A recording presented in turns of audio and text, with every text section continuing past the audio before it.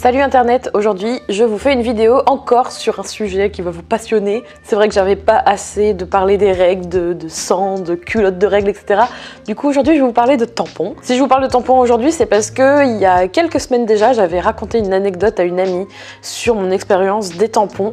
Et c'est vrai que je me suis dit que j'allais partager ça avec vous parce que j'aurais bien voulu savoir à l'époque comment mettre un tampon, qu'est-ce que ça fait les tampons. Il y a beaucoup de polémiques autour de ce produit ces dernières années et il faut être informé. Un peu à l'image en fait du stérilet, c'est un peu le même principe. Si j'avais su ça, j'aurais pu choisir en toute conscience mon mode de contraception ou mon mode mon mode hygiénique, d'hygiène féminine quand j'ai mes règles. Du coup, je vais vous raconter mon expérience avec les tampons et je pense que ça a été l'unique, voire peut-être la seule expérience, car je crois qu'après ça, j'ai dû en remettre une seule fois sous la contrainte et vous allez sûrement comprendre pourquoi. Faut savoir que un jour, je suis allée quand j'avais peut-être, je devais avoir 10-11 ans, à la piscine. Je me rappelle, c'était un été où j'étais en comment on appelle ça, pas en colonie de vacances, mais en espèce de centre aéré. Et le truc du jour, c'était d'aller à la piscine. Et si je me trompe pas, c'était probablement la première année ou la seconde année de mes règles, je les ai eues assez jeunes. Et finalement, je vais donc à la piscine et là, je vais aux toilettes parce que forcément, on va aller aux toilettes avant d'aller dans la piscine pour pas faire pipi dans la piscine. Et en allant aux toilettes, je m'aperçois que j'ai mes règles et que ça tombe pas le bon jour. Hein. Voilà, forcément, donc j'ai rien prévu. Je suis juste en maillot de bain. Je vois qu'il y a déjà un peu des taches en plus dans mon maillot de bain. Génial. Et du coup, je demande à la monitrice de m'aider en fait parce que je lui explique clairement que je vais pas pouvoir aller dans la piscine parce que j'ai mes règles. Et je me souviens à l'époque déjà, ça c'est une aparté, j'étais déjà pas très à l'aise avec mon corps, etc. J'étais déjà dans le processus puberté, j'ai honte de moi, je suis trop grosse, je veux pas aller à la piscine. Et c'était pour moi un peu une excuse et j'étais un peu contente, je me suis dit ouais, je vais pas pouvoir aller à la piscine, c'est trop cool. Et là la monitrice elle me dit mais c'est pas grave, t'inquiète, il y a un moyen, j'ai des tampons. Alors je savais ce qu'étaient les tampons un peu dans les grandes lignes, hein. Je savais que ça m'empêcherait de saigner partout et que ça allait pouvoir un peu retenir le sang, mais sinon je savais pas du tout comment les mettre ni rien. Vous allez comprendre l'importance du truc. Elle m'a dit je vais t'amener un tampon, t'inquiète pas. Et donc elle me donne le fameux tampon.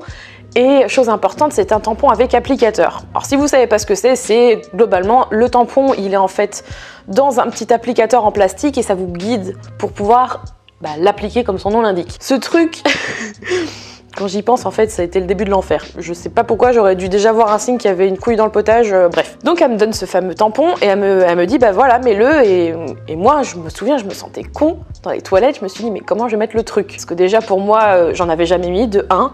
De 2, avec un applicateur ou pas, pour moi c'était du chinois, j'aurais pas réussi à le mettre de toute façon. Et de 3, il fallait aller vite parce que quelqu'un attendait en plus d'aller aux toilettes à ma place. Donc le stress total. Du coup, j'essaye de le mettre. Je vous passe les détails de comment je l'ai mis parce que je vous invite en barre d'infos, si vous voulez apprendre à mettre un tampon applicateur, je vous mets grandement des schémas, etc. Je ne vais pas vous faire une démo en direct. Par contre, je peux vous préciser que voilà, je l'ai mis très très vite et que j'ai eu la sensation que quelque chose n'allait pas.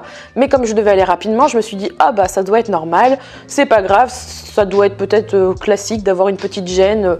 Je vais serrer les cuisses et puis je vais aller m'amuser à la piscine parce que de toute façon, je n'ai pas le choix. Donc, je vais à la piscine. Petite précision, il était aux alentours de 10h, 10h30. Je vais à la piscine.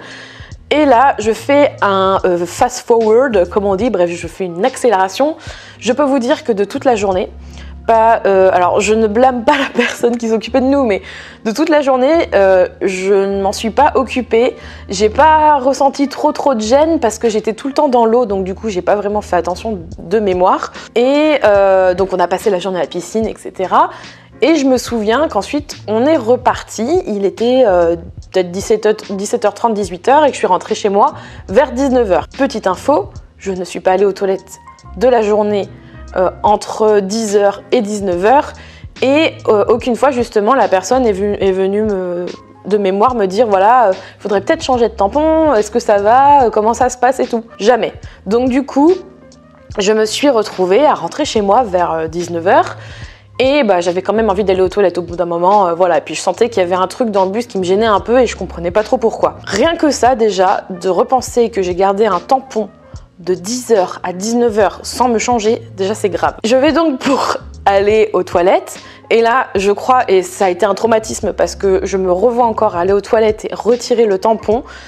En fait, je n'ai pas retiré le tampon en premier, ce que j'ai retiré c'était l'applicateur. J'avais gardé l'applicateur toute la journée sur moi et c'est un morceau de plastique clairement. Et c'était d'ailleurs notamment pour ça que ça n'allait pas, mais en plus de ça, le tampon était mal placé et avait imbibé plus d'eau que de sang. Le machin, ça faisait la taille.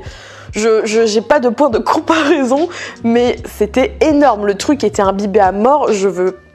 Rien que d'y penser, je peux pas quoi. Et ça me gênait, c'était ça qui me gênait. Et en le retirant, je me suis aperçue mais que c'était douloureux, c'était horrible. Et là, je me suis dit, non mais plus jamais je mets ça, plus jamais, c'était franchement une expérience, mais je veux plus jamais revivre ça. Et le truc, c'est que de porter ce tampon très longtemps, je vous raconte cette anecdote un peu dégueulasse, certes, parce que pour moi, il y a plusieurs points dans mon histoire qui sont assez alarmants et je suis sûre que ça pourrait encore arriver aujourd'hui. Le premier, c'est que on m'a dit de mettre un tampon parce que voilà, c'était forcément la solution la plus logique pour la personne qui m'accompagnait et qui était là pour me surveiller et m'aider.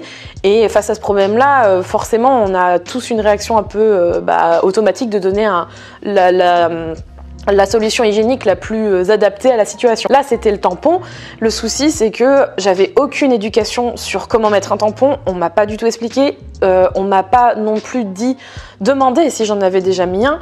On m'a pas non plus accompagné. On m'en avait vraiment pas parlé et c'était un gros tabou. Et c'est ça un des problèmes principaux sur les règles et les solutions d'hygiène pour les règles chez les femmes et chez les filles et les petites filles. C'est un enfer, c'est un gros tabou. Du coup, ça, c'est un premier problème. Le deuxième, c'est qu'on m'a pas du tout éduquée sur combien de temps il fallait que je le porte. Est-ce que j'étais à l'aise avec ça? Surtout que ça est quand même assez intrusif et on n'a pas forcément l'habitude. Faut pas non plus croire que voilà, ça vient d'en haut et que ça y est, dès qu'on a nos règles, on a le savoir absolu et qu'on sait comment utiliser une protection hygiénique. Si dans mon titre j'ai été aussi alarmiste, c'est parce que y a une désinformation grandissante là-dessus et ces dernières années, on s'aperçoit qu'on peut faire un choc toxique en portant des tampons et qu'on peut même en mourir. Choc toxique, je vous laisse des infos, tout plein de détails en barre d'infos pour vous informer, vous expliquer plus en détail, mais c'est vrai, enfin choc toxique, ça n'a pas l'air super voilà healthy, hein, c'est pas très bon pour le corps. Du coup voilà, il y a beaucoup d'histoires qui ressurgissent et je veux pas vous alarmer, il faut quand même relativiser, mais c'est quelque chose d'important, il faut être informé et avoir toutes les possibilités. Et ça, moi, je l'ai pas eu quand j'étais plus jeune. Et je pense que beaucoup de jeunes filles ne l'ont pas eu et encore aujourd'hui. Et du coup, en fait, quand j'y repense, je me dis que j'aurais pu faire un choc toxique. J'aurais pu très bien avoir des problèmes parce que j'ai quand même mis un tampon que j'ai gardé pendant presque 10 heures.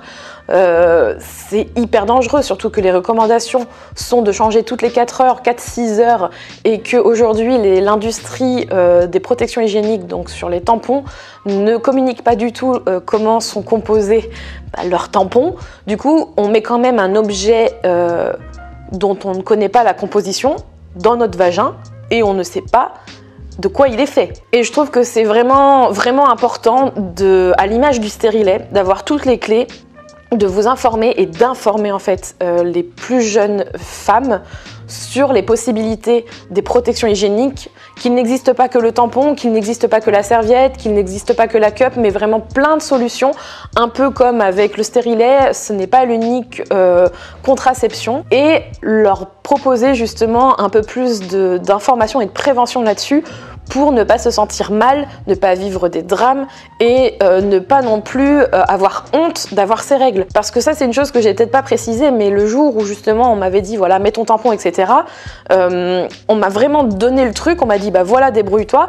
Et je pense que dans les années suivantes, ça a un peu conditionné ma façon d'utiliser des protections d'hygiène et d'avoir, voilà, j'ai quand même eu des règles super douloureuses, etc. Et le fait d'être mal, d'être souvent à l'infirmerie scolaire et même parfois j'étais même une fois à l'hôpital tellement c'était douloureux, bah, j'avais honte de ça alors que bah voilà, on a nos règles quoi, merde, ça c'est comme ça, c'est la nature qui a choisi qu'on ait nos règles et puis c'est aussi c'est aussi la réalité et c'est vraiment dommage d'en arriver là. J'espère que du coup ma vidéo vous aura un peu ouvert les yeux.